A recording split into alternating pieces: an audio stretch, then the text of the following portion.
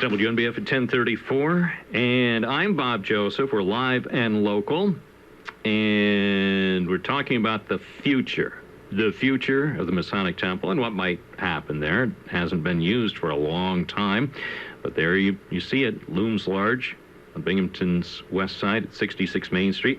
Joining us now in the studio is Michael Vasquez, a board member of BC Adopt-A-Park, and you're also joined by Jiyan, Omar. I'm Thank also a board member of BC Adopt-A-Park. Well, thank you for coming back in. Is this still only your second time? Have you been on other radio shows since the last time you were here? No, yours is the best. I can't go on any other. Oh, you're too kind.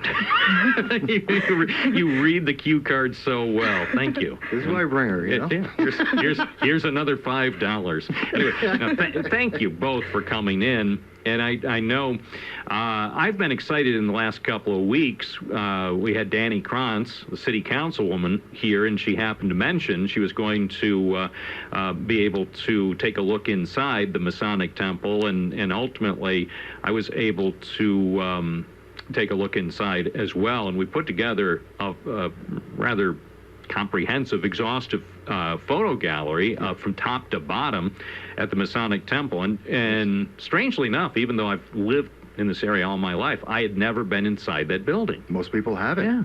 Not since about, I think it was 1997, I believe, is the last time the public was able to get into the Masonic Temple.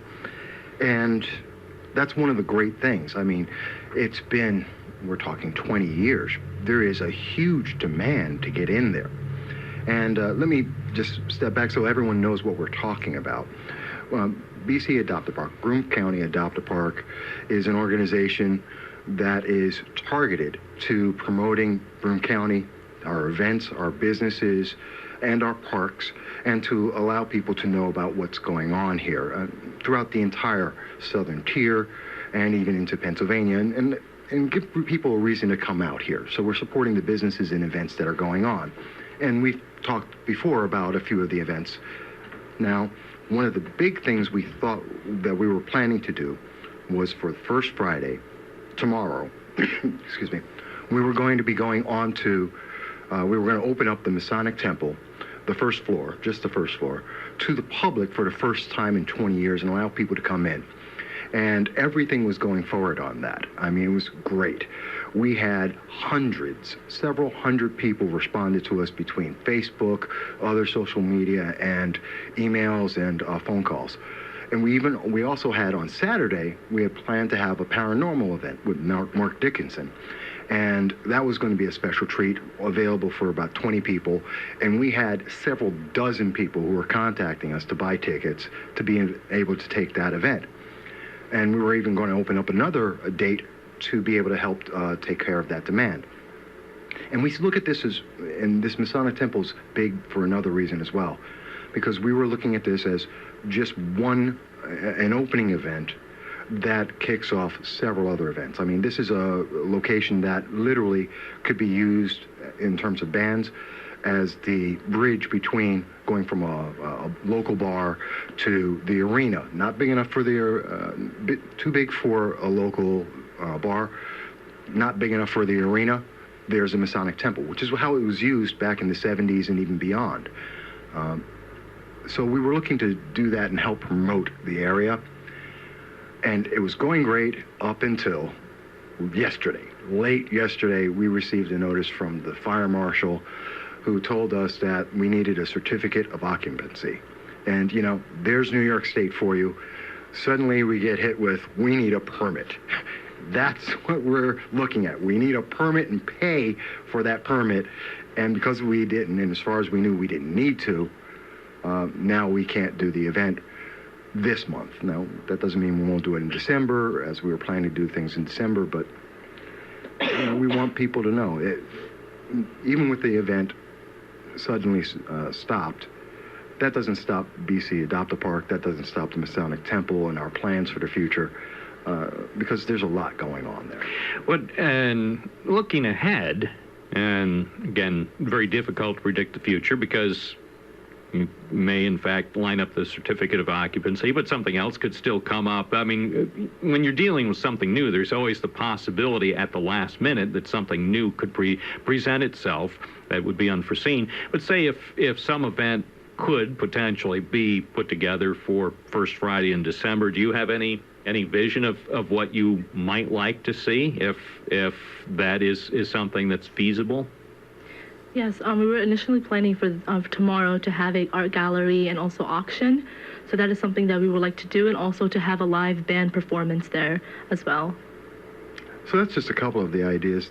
We're working in conjunction with the businesses and the bands, the artists in all of Broome County.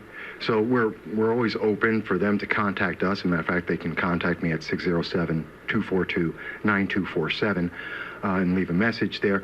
So we're always open to the ideas, and we're not unfamiliar with working on new events. I mean, we did the LARP. This is the first time that there was a LARPing event in Broome County on the scale that we were trying to do, and we're going to do another one coming in 2017.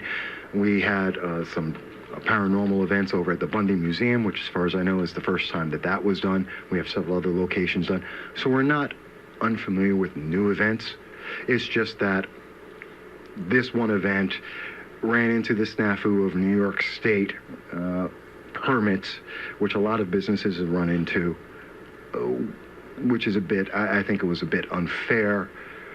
But, you know, we adapt and we continue, because Broome County is stronger than that.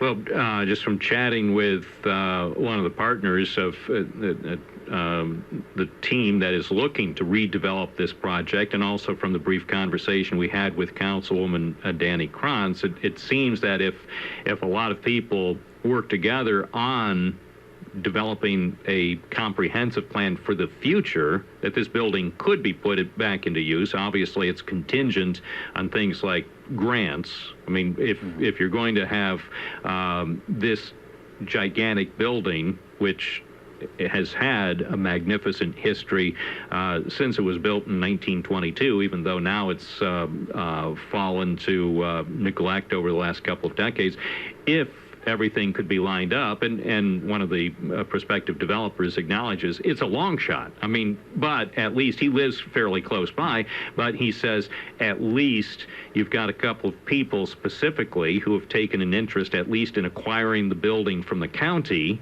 for a relatively modest fee, but with the realization that otherwise it just sits there and continues to do nothing, contribute nothing to the community, and it's almost being a block away from Binghamton High School. It's almost just a constant reminder of a problematic past. I mean, we did have our glory days, but to have something that is still that magnificent and generally appears to be structurally sound, it seems a shame if it can't be put back into some constructive use.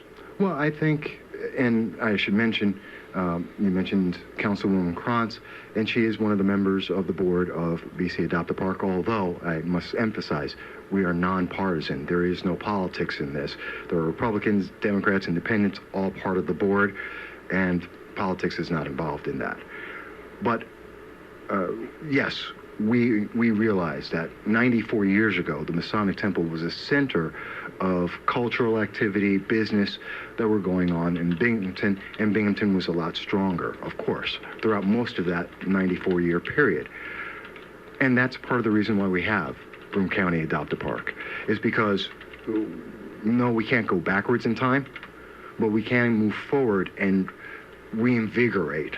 Because I think a lot of it has to do with perception. I mean, in most businesses, perception leads to success to a certain extent. And people don't have that perception of Broome County or the Southern Tier at this moment, and I think that's unfair, because there are a lot of things that are going on, and that's what we're working on. I mean, Jiyan, there's just so many things. You know a few of the things that we've been talking about. Yes, we've been talking about having different events all throughout Broome County. We're open to different ideas. If anybody would like to collaborate with us with different museums or different venues, we're open to anything. we've been talking about having different events at parks.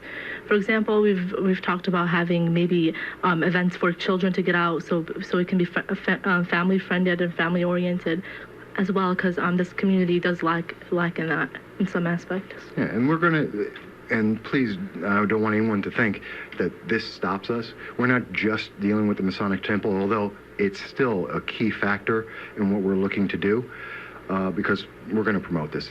There's too much demand out there not to move forward, but there are other events going on too, and December is going to be a big month. Keep us posted. Oh, always. Thank you so much. And if people want more information or want to get involved, maybe you can give your phone number again if they'd like to contact you. Sure. They can reach 607-242-9247. They can also go on to we have a page on Facebook, which is BC Adopt-A-Park, or onto our website, which is bcadoptapark.wordpress, and that will bring it up. They can do a Google search, and they'll see us there, too, as well. Thank you so much. Oh, absolutely. Always happy to be on. All right. Always a pleasure. Remember, this is the best radio show. Yes, At least in Binghamton on weekday mornings, on the AM dial, on Yes. Court Street. It's 10:45.